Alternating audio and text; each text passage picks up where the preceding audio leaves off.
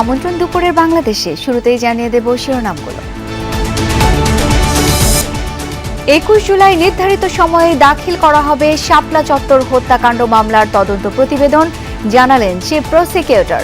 Sheikh Hasina, general Aziz সহ অভিযুক্ত 41 জন। জুলাই সনদ বাস্তবায়নে কাজ করছে সরকার। 71 বা 24-এর আকাঙ্ক্ষা পুরোপুরি পূরণ না হলেও তৈরি হয়েছে রাষ্ট্র মেরামতের সুযোগ, বললেন মির্জা ফখরুল। বাসাবাড়ি সহ বিভিন্ন প্রতিষ্ঠানের সেপটিক ট্যাঙ্ক যেন মরণ ফাঁদ, সুরক্ষা ছাড়াই পরিষ্কারে নেমে ঘটছে প্রাণহানি। মধ্যবিত্তের একাংশের উপর বেড়েছে করের চাপ, এবছরও ছাড় পেলেন বিত্তশালীরা, কর হার সংশোধনের পরামর্শ। পরিধি বাড়ছে, কিন্তু যারা ট্যাক্স হোল্ডার তাদের উপরে চাপ পড়ছে। সরকারি দল অথবা বিরোধী দল বলতে পারে যে আসলে আমরা ট্যাক্সের হার কমিয়ে দিয়েছি, আসলে তা না, ট্যাক্স হারকে তারা বাড়িয়ে দিয়েছে। 5% যে ইমিডিয়েট স্ল্যাবটি সেটিকে 10% উত্তরণের ফলে স্বল্পবিত্ত মানুষের উপরে বর্ধিত করার একটা চাপ তৈরি হলো। ভারতের আলোচিত পরিবেশ কর্মী সোনাম ওয়াংচুককে জোর করে হাসপাতালে আটক রাখার অভিযোগ। দিল্লির যন্তর মন্তরে ককরোচ জনতা পার্টির অবস্থান কর্মসূচি অব্যাহত।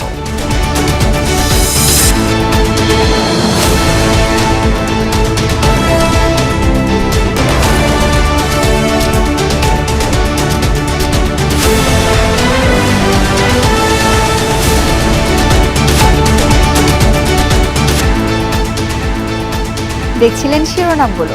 এছাড়াও দেশ বিদেশের আরো খবর নিয়ে দুপুরের বাংলাদেশে আপনাদের সাথে থাকছি আমি শাওন দত্ত।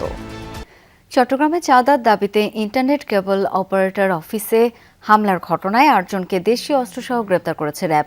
এই বিষয়ে ব্রিফ করছে র্যাব, আমরা সরাসরি চলে যাচ্ছি সেখানে। আপনি সেফ প্লে না করে আপনি তথ্য জানলে আমাকে জানান। বেশিরভাগ সাংবাদিকরাই তথ্য জানলে আমাদেরকে জানায়। তো 2-1 জন আমি জানি না আপনি কার কথা বলছেন, সে আমাকে জানায়নি, জানালে হয়তো জানতে পারতাম। তো আপনারা তথ্য থাকলে আমাদেরকে জানাবেন, অবশ্যই আমরা দ্রুততম সময় অ্যাকশন নেওয়ার চেষ্টা করব।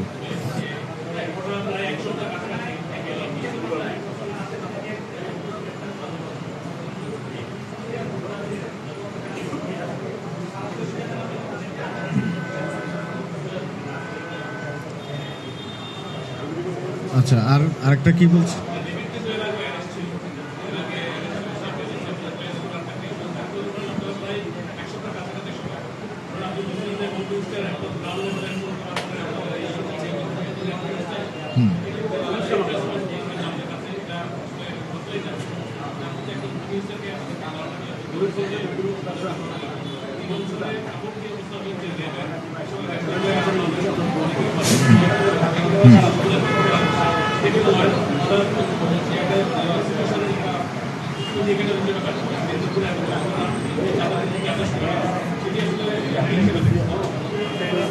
আচ্ছা, ঘটনার 6 দিন হয়েছে। 6 দিনের মধ্যে মোট 21 জনকে গ্রেপ্তার করা হয়েছে এবং তারা সবাই সরাসরি জড়িত ছিল। এটাকে আপনি মানে কোন অ্যাঙ্গেল থেকে ফেলিওর দেখছেন এটা বুঝতে পারছি না। 21 জন তো কম সংখ্যা না।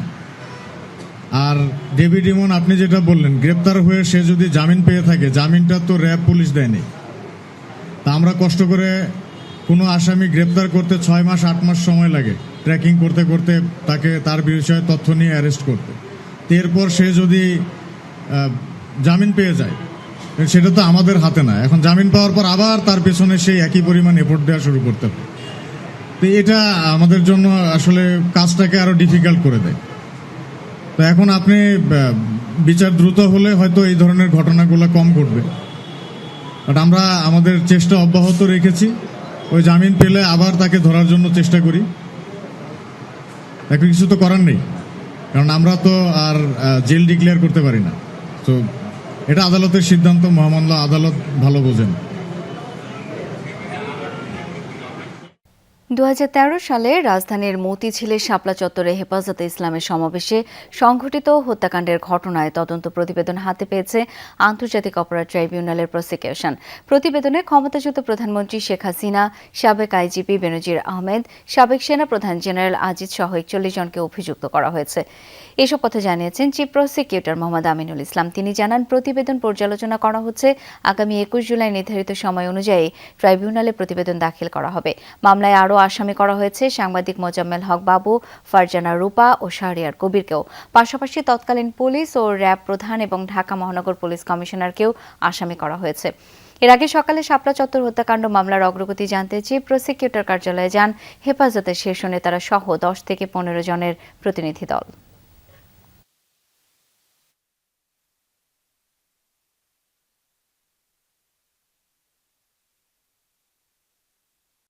কোনো আসামির যদি নিরপরাধ হয় তাকে আমরা আনব না, কিন্তু কোনো দোষী আসামি যাতে বাদ না পড়ে যায় সেই জন্য আমরা এই সতর্কতা অবলম্বন করছি। সেই কারণেই আমাদের হেফাজতের নেতৃবৃন্দদের সাথে আমরা আলোচনা করলাম, পরামর্শ নিলাম। ওনাদের যদি আমাদের আর ফার্দার কোনো পরামর্শ থাকে সেটা ইনভেস্টিগেশন এজেন্সি তারা সেইভাবে কাজ করবে। আগামী 21 তারিখে আমাদের ট্রাইব্যুনাল খোলার দিনই আমি বাদী হয়ে আমাদের ফর্মাল চার্জটা আমি দাখিল করতে চাই। ৭১-এর মুক্তিযুদ্ধ এবং জুলাই আন্দোলনের অনেক আশা আকাঙ্ক্ষা এখনও পূরণ হয়নি। তবে পুনরায় রাষ্ট্র নির্মাণে এবং জুলাই সনদ বাস্তবায়নে কাজ করছেন সরকার। দুপুরে ন্যাশনাল এডিটর্স কাউন্সিলের অনুষ্ঠানে আলোচনা সভায় এসব কথা বলেন বিএনপি মহাসচিব মির্জা ফখরুল ইসলাম আলমগীর। আরও বলেন, স্বল্প সময়ে 17 বছরের লুটপাট ও ধ্বংস মেরামত করা যায়নি, তবে পুনরায় রাষ্ট্র মেরামতের সুযোগ তৈরি হয়েছে। মন্তব্য করেন, স্বাক্ষরিত জুলাই সনদের কিছু বিষয় এড়িয়ে গিয়ে ভিন্নভাবে উপস্থাপন করা হচ্ছে। এ সময় বিরোধী দলকে সংবিধান সংশোধন কমিটিতে আসার আহ্বান জানান তিনি। বলেন, আলোচনার মাধ্যমে সমস্যাগুলোর সমাধান করা উচিত। দীর্ঘ 15-16 বছরের গণতন্ত্রকে পুনরুদ্ধার করার যুদ্ধ, ছাত্রদের সংগ্রাম, প্রাণ বিসর্জন, সবকিছুতে একটা নতুন একটা স্বপ্ন, নতুন একটা আশা তৈরি করেছিল। যে সেই আশা আকাঙ্ক্ষা আমাদের পরিপূর্ণভাবে চূর্ণ হয়ে গেছে সে কথা বলবো না। এই যে সুযোগ সৃষ্টি হয়েছে নতুন করে রাষ্ট্রকে নির্মাণের, এই সুযোগের সদ্ব্যবহারটা আমাদেরকে করতে হবে। আওয়ামী লীগ সরকারের আমলে 2022 সালে বিশ্বকাপ সম্প্রচার নিয়ে দুর্নীতির অভিযোগ তুলেছেন তথ্যমন্ত্রী জহিরুদ্দিন স্বপন।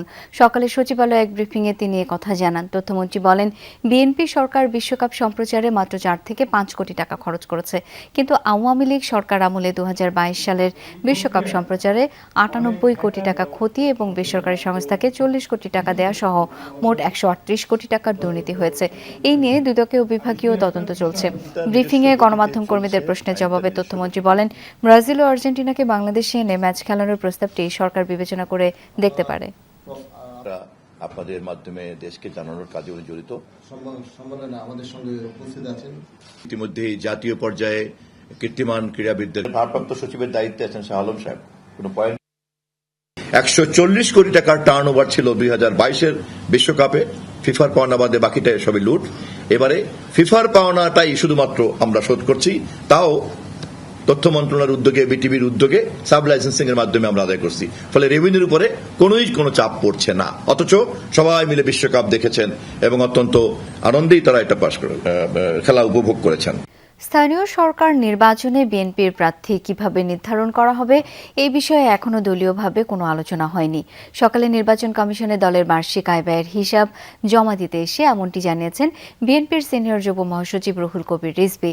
তিনি বলেন, জনগণের কাছে জবাবদিহিতা ও স্বচ্ছতা নিশ্চিত করতেই দলের আয় ব্যয়ের হিসাব জমা দেওয়া হয়েছে। জাতীয় নির্বাচনের আগে দেওয়া ইশতেহারে যেসব প্রতিশ্রুতি দেওয়া হয়েছে বিএনপি সেগুলো বাস্তবায়নের চেষ্টা চালিয়ে যাচ্ছে বলে জানান রুহুল কবির রিজভী।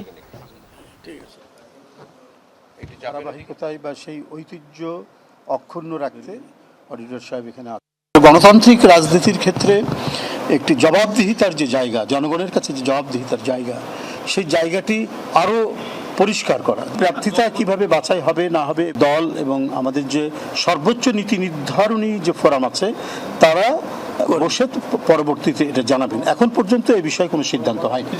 বিভিন্ন পেশার আড়ালে অপহরণ করে ভয়াবহ নির্যাতন করে চাঁদা আদায় করত একটি চক্র। এই চক্রের মূল হোতা বিল্লাল সহ 3 জনকে গ্রেপ্তার করেছে র্যাব 4 ব্রিফিংয়ে জানায় চক্রটি দারুস সালাম এলাকার একটি পরিত্যক্ত ভবনে নিয়ে ভয়াবহ নির্যাতন চালায়। শনিবার রাতে দারুস সালাম এলাকা থেকে অভিযান চালিয়ে তাদের গ্রেপ্তার করা হয়। সকালে মিরপুর র্যাব 4 কার্যালয়ে প্রেস ব্রিফিংয়ে সংস্থাটির কোম্পানি কমান্ডার বলেন, আত্মীয়ের বাসা থেকে ফেরার পথে গভীর রাতে বাবা ও ছেলেকে তুলে একটি জীর্ণ বাসায় নিয়ে যায় চক্রটি। পরে ছেলের সামনেই বাবাকে করা হয় ভয়াবহ নির্যাতন সহ্য করতে না পেরে বিকাশের মাধ্যমে 50,000 টাকা দিতে বাধ্য হন ভুক্তভোগী। টাকা দেওয়ার পর তাদের ছেড়ে দেওয়া হলে হাসপাতালে চিকিৎসা নিয়ে থানায় অভিযোগ দায়ের করেন ভুক্তভোগী। পরে অভিযানে নেমে এই চক্রের 3 জনকে গ্রেপ্তার করে র্যাব জানায় চক্রটির বিরুদ্ধে বিভিন্ন থানায় মাদক, চাঁদাবাজি সহ ছিনতাইয়ের একাধিক মামলা রয়েছে। গতকাল আমরা অভিযান পরিচালনা করে রাজধানীর দারুস সালাম, সাভার সহ বিভিন্ন এলাকা থেকে 3 জনকে গ্রেপ্তার করি এবং আলামত জব্দ করি।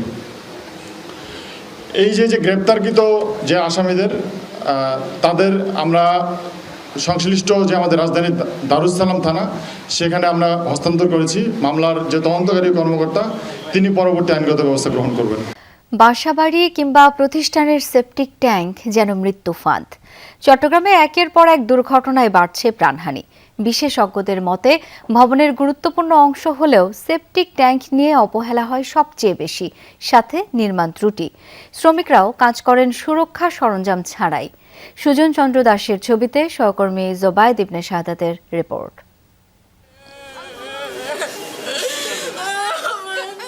সেপটিক ট্যাঙ্ক পরিষ্কার করতে গিয়ে প্রাণহানির ঘটনা ঘটে প্রায়ই। সর্বশেষ গত 26 জুনও চট্টগ্রামে 2টি পৃথক স্থানে কাজ করার সময় বিষাক্ত গ্যাসে 4 জনের মৃত্যু হয়।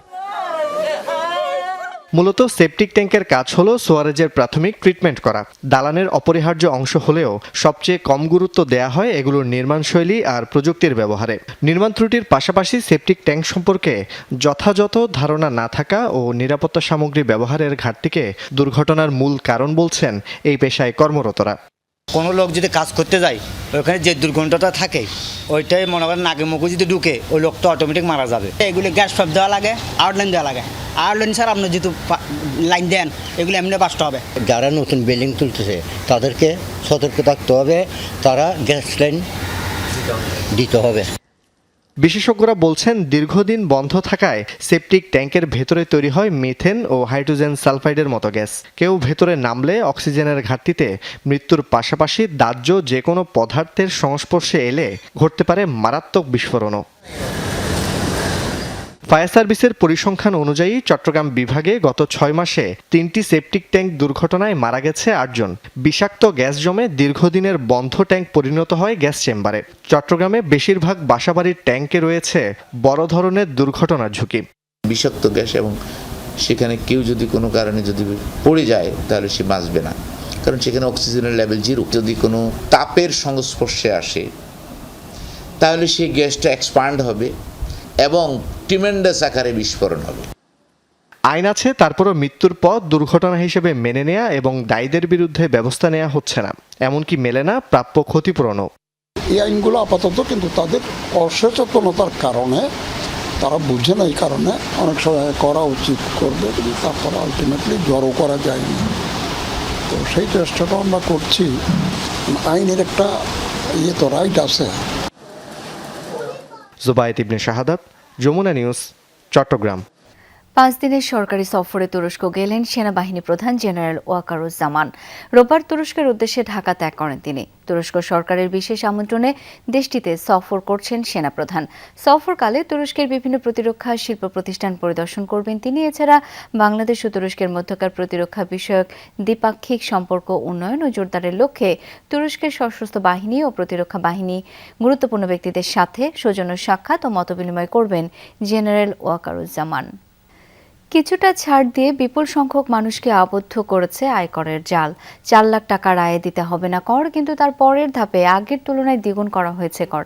পাশাপাশি সর্বোচ্চ স্তরের স্ল্যাবেও সুবিধা পেয়েছে ধনী শ্রেণী, অর্থাৎ নিম্ন ও মধ্যবিত্তের উপর বাড়বে করের বোঝা, আর বিত্তশালীদের দেওয়া হয়েছে কর ছাড়। বিশ্লেষকরা বলছেন আয়কর হারে সংশোধন আনা প্রয়োজন, তা না হলে দুর্ভোগ বাড়বে। ওদিকে চলতি মাস থেকে জমা দেওয়া যাচ্ছে আয়কর রিটার্ন। ব্যক্তি বা প্রতিষ্ঠানের বার্ষিক আয়ের উপর ধার্য করা একটি নির্দিষ্ট প্রত্যক্ষ করই আয়কর। যার আয় বেশি তার করের হার তত বেশি। বার্ষিক আয়ের একটি নির্দিষ্ট পরিমাণ পর্যন্ত আয়কে করমুক্ত রাখা হয়, এতে সুবিধা পায় নিম্ন আয়ের মানুষ।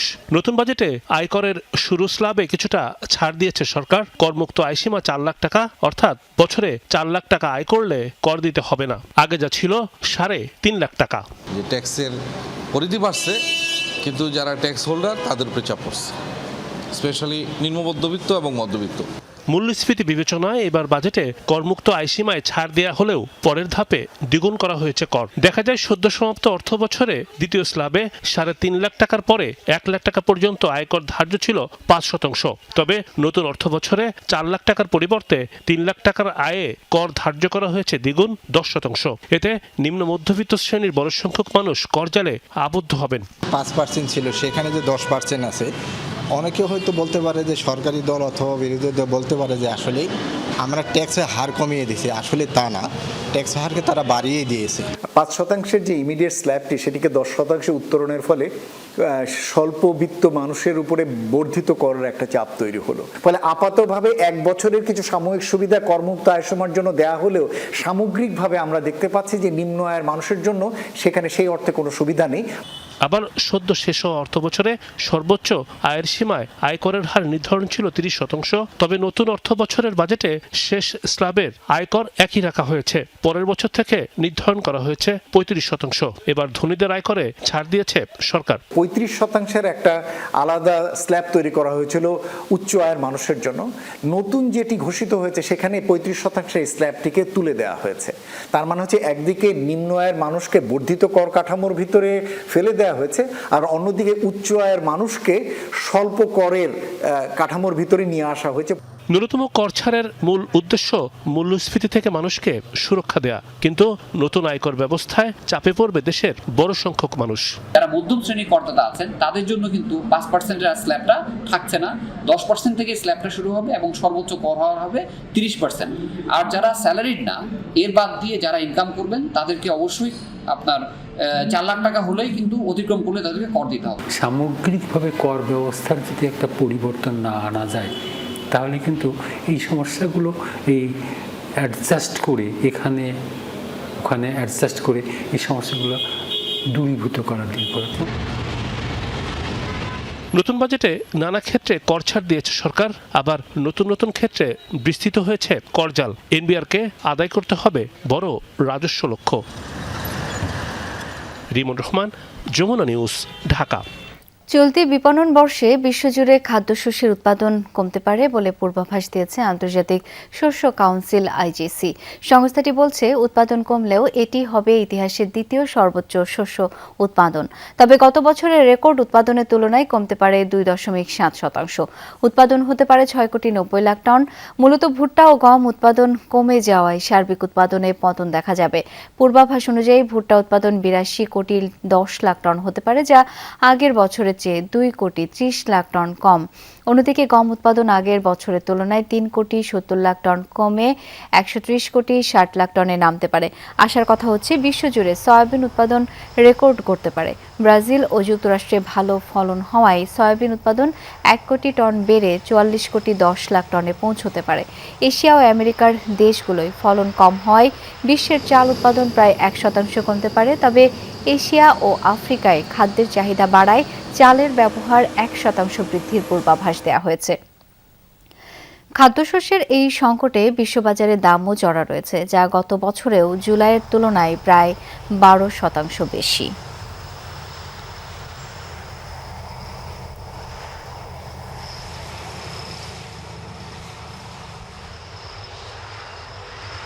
গ্রীষ্মের রসালো সুস্বাদু ফল তরমুজ, বর্ষাকালে তা অনেকটাই দুর্লভ। আর অসময়ে ব্যতিক্রমী জাতের হলুদ তরমুজ চাষ করে আলোচনায় এসেছেন গোপালগঞ্জের এক তরুণ কৃষক। জানান, ইউটিউব চাষাবাদের ভিডিও দেখে তিনি চাষাবাদ শুরু করেন। 16% জমিতে আকর্ষণীয় 2টি জাতের তরমুজ চাষ করে তাক লাগিয়ে দিয়েছেন স্থানীয়দের।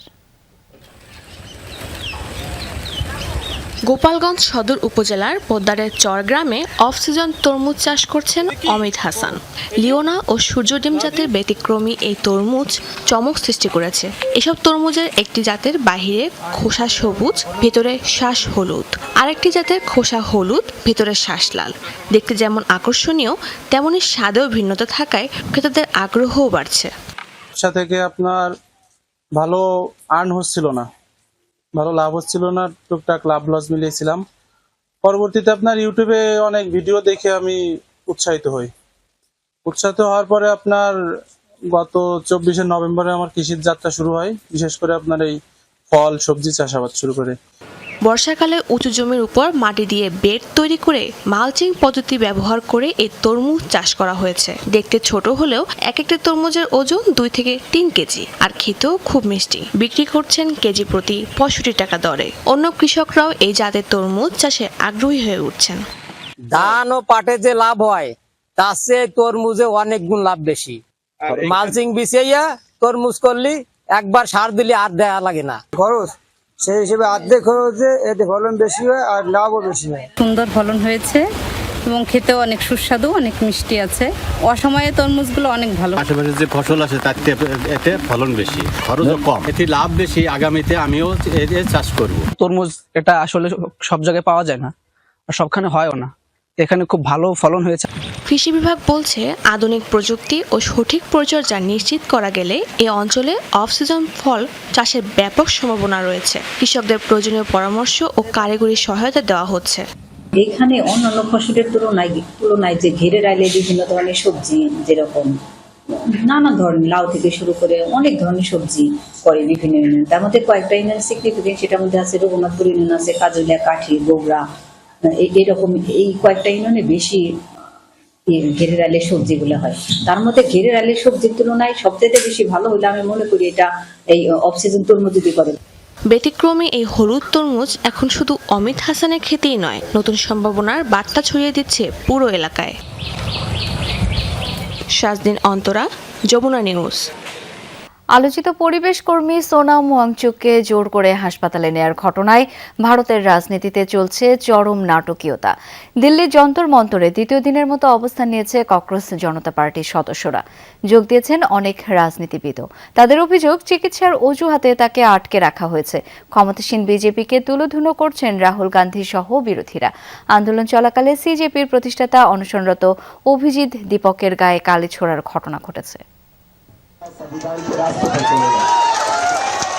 মঞ্চে আকস্মিক হামলার শিকার ককরোচ জনতা পার্টির প্রতিষ্ঠাতা অভিজিৎ দীপকে। অনশনরত পরিবেশকর্মী সোনাম ওয়াংচুককে জোর করে হাসপাতালে নেয়ার প্রতিবাদে বক্তব্য দেওয়ার সময় হঠাৎই তাকে লক্ষ্য করে কালি ছুঁড়ে মারেন এক নারী, যার জেরে তৈরি হয় বিশৃঙ্খলা।